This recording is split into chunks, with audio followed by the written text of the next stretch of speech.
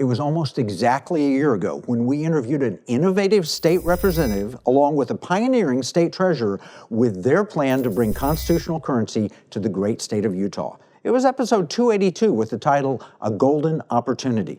The innovative representative, our dear friend Ken Ivory, who has appeared in the economic war room many times. And the pioneering treasurer, another dear friend, Marla Oaks, who has been winning so many battles for liberty as a leader in the State Financial Officers Foundation, SFOF. A year ago, these gentlemen shared how they were going to take the concepts laid out in my book, Pirate Money, and bring them to reality for the good people of Utah. This is monumental. They set out to make gold and silver useful as money for ordinary people. They plotted to give Utah authority to protect that money for citizens and also from capital gains taxes, federal intrusion, and inflation.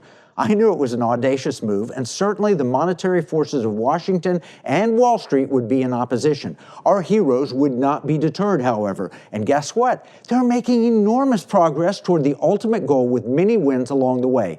They've been putting on a master class on how state officials can defend constitutional rights, and their innovative approach is very popular. Utah started with initial legislation last year that allowed the state treasurer to look into investing a portion of their rainy day fund into precious metals. And the explanation for it was brilliant. Keep in mind that Treasurer Oaks is not a politician, not an ordinary one. He holds the CFA, Chartered Financial Analyst designation. That's the same as me. And he comes from the investment side and thus understands when rainy day funds are needed, it's generally a time of greater economic difficulty. And that's precisely a time when gold shines. I remember the chart that he showed to the legislators. Gold generally appreciates in recessions. It's brilliant. He won the legislature over with logic, wit, and charm, but the legislation was actually entered by Representative Ken Ivory. And he's not a politician either, not a normal one. I see him as a Constitution-loving attorney on a mission to take America back to the founding principles. I worked with Ken for years. He even hired me as a consultant to the Utah Fiscal Risk Commission. Even before I called him about our plans for constitutional currency, he was a leader in getting Utah to declare gold and silver as legal tender.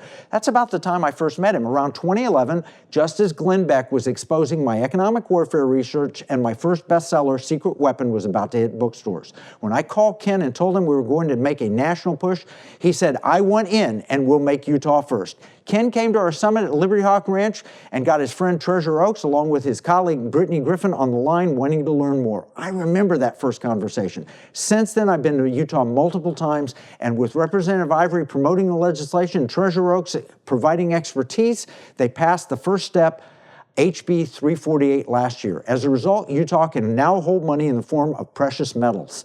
I participated in the Utah study, and I believe it showed conclusively that gold and silver can be used as money legally and beneficially.